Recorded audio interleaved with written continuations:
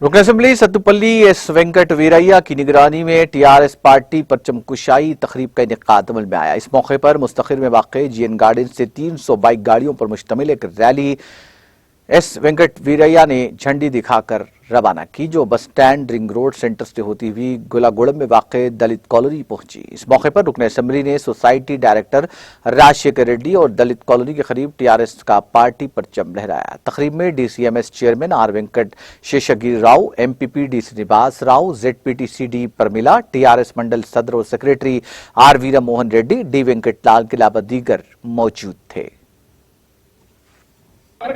పైకి రావాలంటే మనం ఇస్తున్న ఈ స్కీమ్ వాళ్ళు ఇబ్బంది పడకూడదు, సక్రమంగా అమలు చేయాలి, ఆర్థిక స్థితిగతులను మార్చాలనే ఉద్దేశంతో ముఖ్యమంత్రి గారు హుజూరాబాద్ తో పాటుగా 4 జిల్లాల్లో 4 మండలాలు తీసుకోవడం జరిగింది. అదేవిధంగా యాదాద్రి భువనగిరి జిల్లాలో వారు దత్తత తీసుకున్న వాసాలమరి గ్రామానికి కూడా వారి యొక్క కార్యక్రమాన్ని ప్రవేశపెట్టడం జరుగుతుంది. అంటే యావత్ సమాజం దయచేసి మీరు గమనించాలి.